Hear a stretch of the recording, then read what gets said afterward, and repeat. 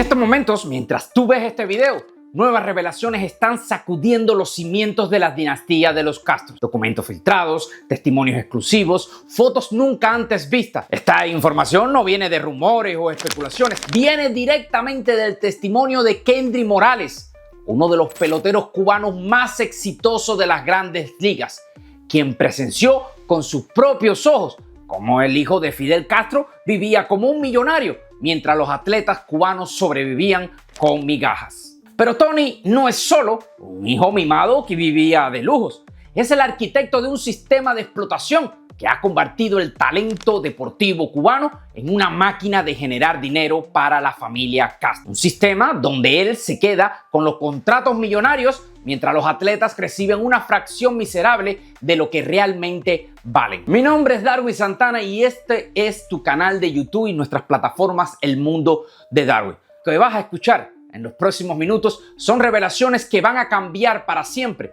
la forma en que ves la familia Castro.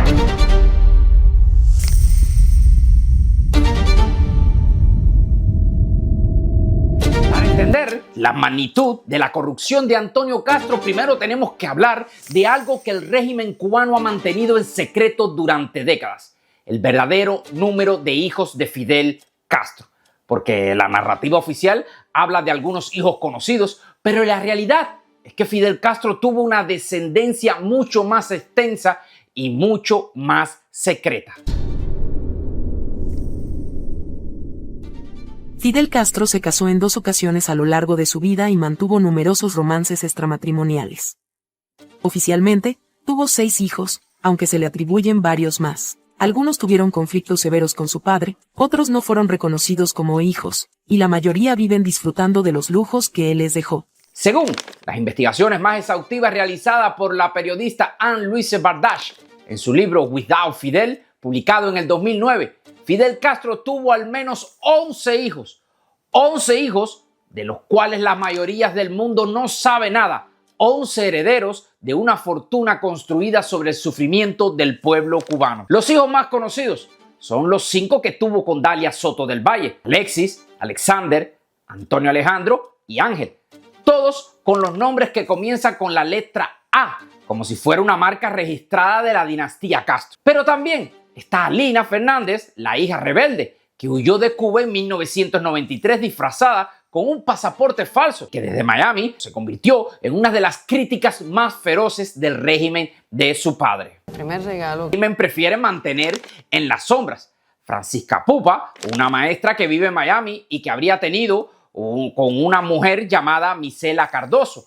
Jorge Ángel Castro Laborde, hijo de María Laborde, y varios cuyos nombres y existencias el régimen ha logrado mantener en secreto durante décadas. Pero ¿por qué tanto secreto? ¿Por qué cada hijo de Fidel Castro representa un potencial heredero de la fortuna familiar? Y esa fortuna, según la revista Forbes, asciende a $900 millones. De acuerdo con la revista Forbes, el ex dictador cubano Fidel Castro cosechó una fortuna que casi alcanza los $900 millones. Eso llevó a ubicar a Castro Ruz entre los 10 líderes mundiales más ricos del mundo en el año 2012. Con este monto, el exmandatario superó a personalidades como la reina Isabel de Inglaterra y a la reina Beatriz de Holanda. De todos los hijos de los Castros, ninguno ha logrado combinar tan perfectamente la imagen pública, y pongo entre comillas, respetable, con la corrupción privada descarada como Antonio Soto del Valle, más conocido como Tony. Tony se graduó como médico, especialista en cirugía ortopédica. Nunca se interesó por la política de forma directa. Sus intereses siempre fueron más mundanos: una vida de confort, ciertos lujos y sobre todo el deporte, específicamente el béisbol. I don't know, everybody tells the factors or maybe this word you use, no? For me, for us, they are players who play in USA. They go and the people take in your hand, go to the human traffic, everything. We speak with Major League Baseball about that. We need to finalize this. We need to do a normal relationship. I think it's very good for everybody because we have good players here who work with them here now in the clinics, and they are happy. Everybody's happy. We need to move forward. The past the past. We need to move forward. Cuando Cuba participa en competencias internacionales de béisbol, no solo está en juego el orgullo nacional, está en juego millones de dólares en contratos, patrocinios, derechos de transmisión y comisiones que alguien tiene que manejar.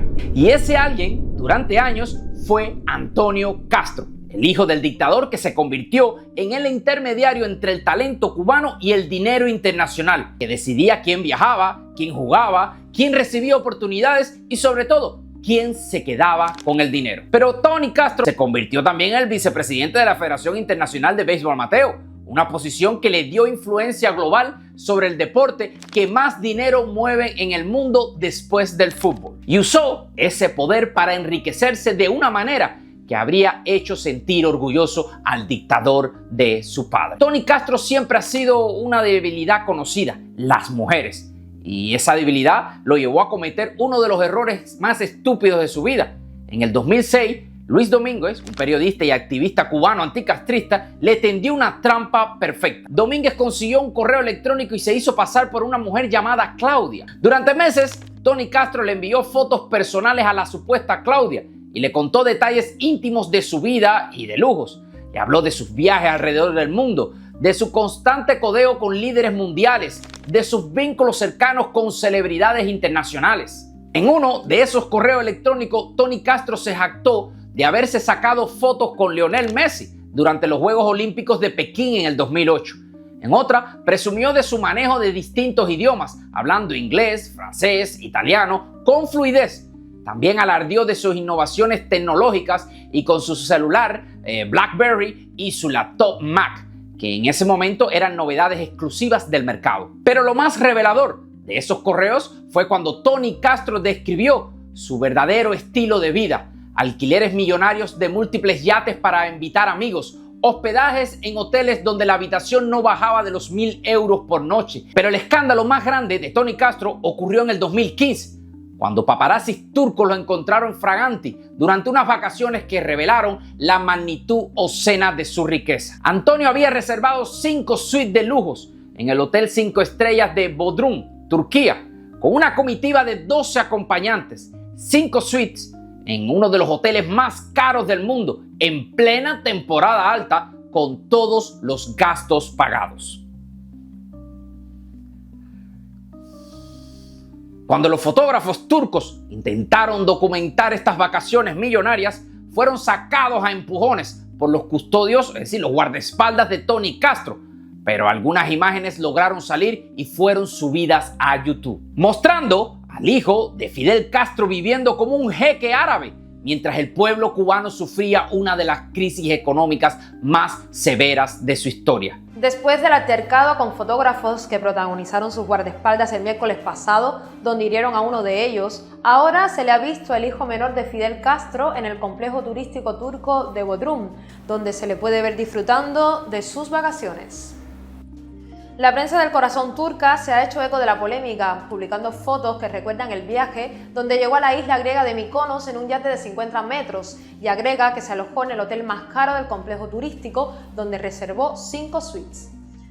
Según muestran los buscadores de reservas, algunos de los hoteles más lujosos del complejo cobran por una suite más de 1.000 euros. ¿Pero de dónde salía el dinero para estos lujos? Oficialmente, Tony era solo un médico deportivo. Su salario oficial no podría cubrir ni una noche de los hoteles donde se hospedaba. La respuesta está en el sistema de corrupción que había construido alrededor del béisbol cubano.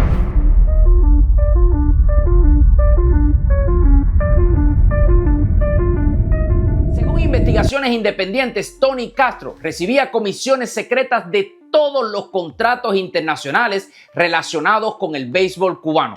Cuando Cuba participaba en un torneo internacional, él se quedaba con un porcentaje de los premios. Cuando se firmaba contratos de patrocinio, él recibía su parte. Cuando se negociaba los derechos de transmisión, él cobraba su comisión. Pero su fuente de ingresos más lucrativa era mucho más siniestro: la venta encubierta de peloteros cubanos a equipos internacionales. Aunque oficialmente Cuba mantenía el sistema amateur, Tony Castro había desarrollado un sistema paralelo donde los mejores peloteros cubanos eran prestados a equipos internacionales a cambio de pagos millonarios que terminaban en sus cuentas personales. Tony Castro necesitaba mantener contentos a los peloteros cubanos, no podía pagarle directamente porque eso habría revelado la naturaleza comercial de la operación, pero sí podía darles pequeños privilegios, pequeños lujos, pequeñas migajas de la fortuna que él estaba acumulando. Y ahí es donde entra la historia que reveló Kendry Morales, una historia que expone la hipocresía y la crueldad del sistema que Tony Castro habría creado. En una entrevista en exclusiva con el canal Soy Completo, Kendry reveló detalles que exponen la corrupción de Antonio Castro como nunca antes. Para Canadá, a nosotros nos daban, nosotros nos metimos como 15 días ahí, yo creo. $15 al día. Nos daban $15 al día. Nos dieron 2 días para salir a comprar las cositas de nosotros. Lo que se podía comprar, yo por lo menos no podía porque mi mamá no me podía dar más nada. Claro. ¿Entiendes? Y no tenía a dónde sacarlo tampoco. ¿A dónde lo iba a sacar? Si no era que vendía los spice míos, la camisa mía, eso. Ese Tabaco. tipo de... Porque bate no tenía. Bate no tenía, nos daban 2 bates para la temporada. ¿Tú me entiendes? Ya. Y como yo era el más novato, yo era el último que cogía. Ahí. Salimos a comprar. Compadre, viene Tony al lado mío. Y le compra un pantalón True Religion a la novia de regalo de $300, Cere. ¿De dónde sale ese dinero, caballo? Si ese tipo es un médico. Porque te tocaban 50 y te dieron 15. No me hablen más de cosas, ni estén ofendiendo a la gente, que la gente no sabe nada de lo que uno ha visto y lo que ha pasado. Eso fue delante de mí, eso lo vi yo con los propios ojos míos, que le dije, mira, yo no me voy para ningún lado, yo me voy a perder de aquí. Es que yo no puedo ver esto. Un regalo para la novia. Ya. $300, un pantalón True Religion. $300 por un pantalón. Esa cantidad representaba 20 días de estipendio completo de un pelotero cubano. Era más dinero del que un médico cubano ganaba en 6 meses.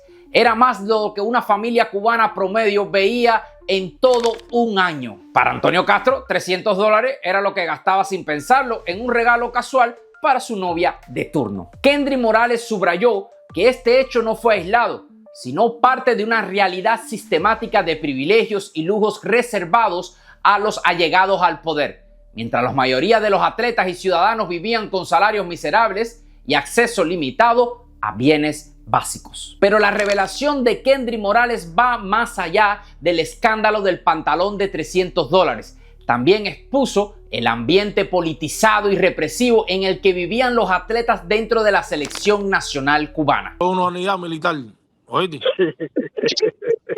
No, y la pregunta más exacta, me refiero si, por ejemplo, en los mítines, vamos a hacerlo por la revolución, por Fidel, patria o muerte, esas cosas se oyen a menudo o siempre se oyen. No, pero si ese es el desayuno ahí permanentemente, hacer es que tú no puedes decir otra cosa. Mira, a eso yo me refería cuando el clásico de pelota, los peloteros que estaban aquí, o sea, que viven aquí, que fueron a jugar, yo le decía, porque yo decía, no, nosotros no somos ni un lado ni otro, somos apolíticos, qué sé yo. Yo le decía a todo el mundo, señores, cuando esa gente vaya en un meeting por la mañana con el equipo de pelota, con el careperro ese que es el comisionado nacional ese que finge conducta, ese tipo, lo primero que va a decir, patria o muerte, vamos a hacerlo por la revolución, por Fidel, y ellos tienen que decirlo porque están en ese equipo. Si no lo dicen, no pueden estar ahí. Entonces tú eres allá, tú no eres aquí. No puedes decir que tú eres político, porque todos sabemos que yo estando ahí siendo un muchacho, estando en la I, yo nunca me espanté de una caminata de esa que hacían en la Plaza de la Revolución esa. Nunca me la espanté, yo me iba para mi casa. Ahora se iban las guaguas a las 4 de la tarde, a las 3:30 estaba ahí. Grande. Y eso era obligado, porque te podían hasta votar o quitar los pases y todo eso, que a mí me dejaron una bola de pases ahí en la I trancado fin de semana. Si querías representar a Cuba en las competencias internacionales, si querías tener la oportunidad de viajar, si querías acceso a los pocos privilegios disponibles para los atletas, tenías que ser un revolucionario ejemplar, tenías que aplaudir los mítines, marchas en las manifestaciones y sobre todo mantener la boca cerrada sobre lo que veías. Kendry también denunció la distribución injusta del dinero que recibían en Cuba en torneos internacionales, como el Clásico Mundial de Béisbol. Aunque las sumas para participar y avanzar de ronda ascendían a cientos de miles de dólares, los peloteros que vivían en Cuba recibían muy poco o nada. ¿A dónde va ese dinero?, se preguntó Kendry retóricamente.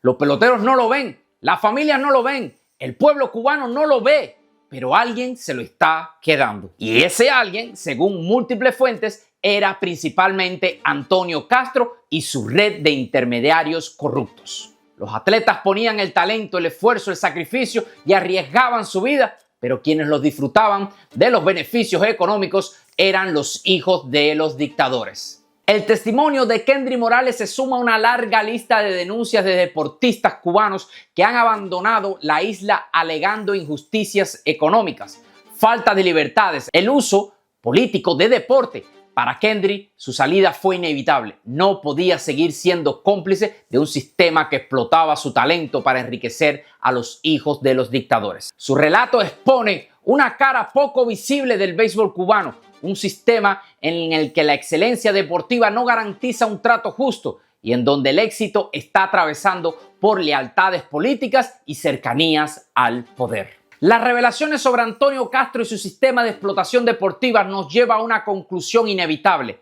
La familia de los Castros son una mafia familiar que han saqueado sistemáticamente a Cuba durante más de 6 décadas. Antonio Castro representa la segunda generación de esta familia, de esta mafia familiar. Una generación que no tuvo que luchar por el poder, pero no tuvo que hacer sacrificios revolucionarios, que simplemente heredó un sistema de explotación ya establecido y lo perfeccionó para su beneficio personal. Es una regla. Cada hijo, cada nieto, cada miembro de la dinastía Castro ha encontrado su propia forma de explotar el sistema para enriquecerse a costa del pueblo cubano.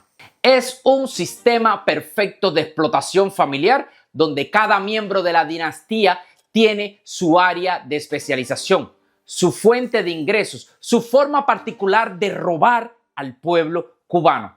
Y mientras esta mafia familiar acumula fortunas millonarias, el pueblo cubano sufre apagones de 20 horas diarias, hace colas interminables para comprar comida básica y ve morir a sus hijos por falta de medicinas que la familia de los Castro podrían comprar con el dinero que gastas en un solo fin de semana de vacaciones. Y aquí viene la pregunta que debe estar aterrorizando a Antonio Castro en estos momentos. ¿Qué pasará cuando el régimen cubano finalmente colapse? ¿Qué pasará cuando los atletas cubanos explotados puedan hablar libremente? ¿Qué pasará cuando se abran los archivos secretos que documentan décadas de corrupción deportiva? Porque el testimonio de Kendry Morales es solo el comienzo. Hay cientos de atletas cubanos en el exilio que tienen historias similares para contar. Hay miles de documentos que prueban la corrupción sistemática del sistema deportivo cubano. Hay evidencia suficiente para procesar a Antonio Castro y a toda su red de cómplices por crímenes de lesa humanidad. La justicia llegará, tal vez no hoy, tal vez no mañana, pero llegará. Y cuando llegue, Antonio Castro tendrá que responder no solo por los millones que robó, sino por las vidas que construyó y aplastó para él poder cumplir su sueño, por todo el talento que desperdició. Mientras tanto, cada vez que veas a un atleta cubano competir en una competencia internacional, recuerda que detrás de esa medalla, detrás de ese récord, detrás de esa victoria, hay una historia de explotación que enriqueció a los hijos de los dictadores mientras los verdaderos héroes sobrevivían con migajas. Porque esta historia no termina con Antonio Castro, esta historia continúa con cada atleta cubano que en estos momentos sigue siendo explotado. Con cada medalla que se gana, con cada sangre y lágrima, con cada dólar que la familia de los Castro roba del talento cubano. La verdad sobre la dinastía Castro está saliendo a la luz y nosotros vamos a estar aquí para documentar cada revelación, cada testimonio, cada evidencia que confirme lo que ya sabemos, que son una mafia familiar que han saqueado a Cuba durante más de 6 décadas. Mi nombre es Darwin Santana, este es su canal de YouTube El Mundo de Darwin y como te dije anteriormente, comparte este video dentro de la isla de Cuba, que eso le molesta bastante a la dictadura de los Castro. Dame un like, suscríbete por favor, comparte para que todo el mundo sepa que nosotros estamos aquí luchando en contra de ellas. Dicho todo esto, nos vemos en un próximo video. Chao.